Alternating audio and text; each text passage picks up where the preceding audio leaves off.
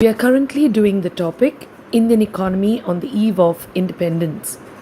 Having studied about the agricultural sector and the industrial sector on the eve of independence, we are now moving on to the study of demographic indicators and occupational structure at that time. Now, what do we mean by the study of demography?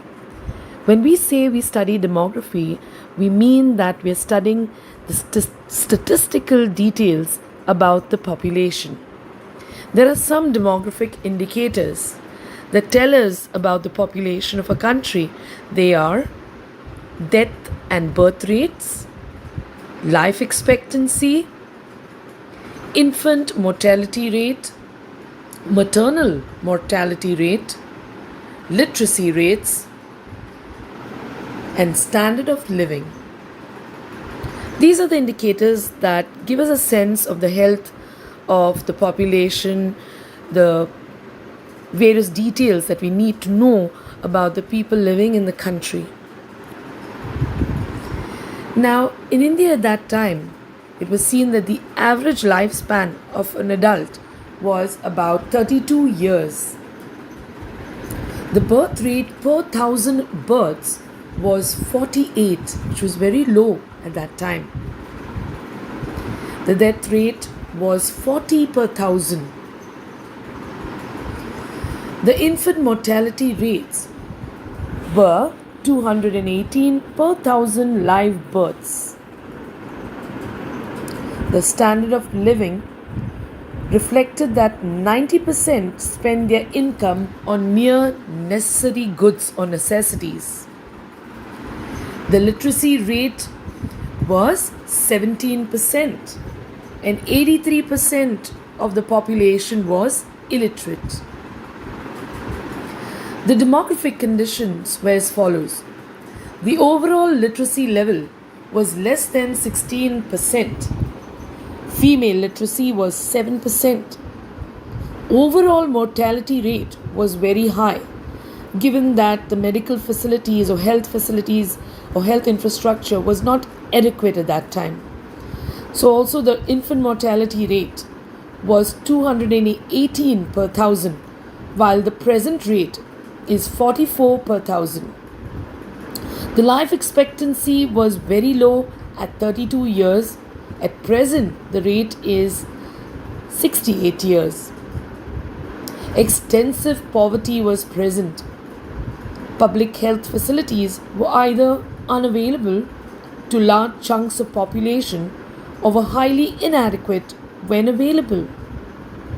Water and airborne diseases were rampant. The first census of our country was undertaken in the year 1881. It showed India's population to be 22 crores.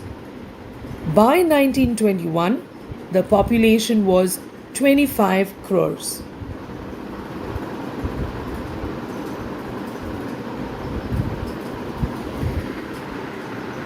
There was a certain year, 1921, and that year is known as the year of the Great Divide.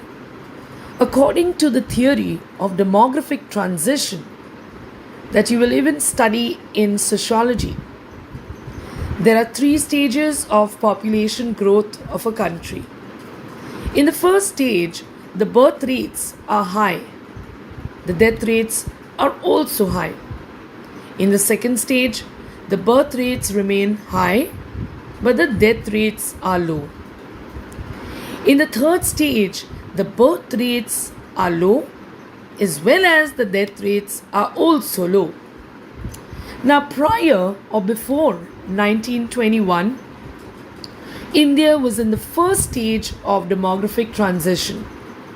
However, after 1921, India moved to the stage of demographic transition, that is the second stage, where the birth rates were high and the death rates were lowered due to the spread of health facilities throughout the country.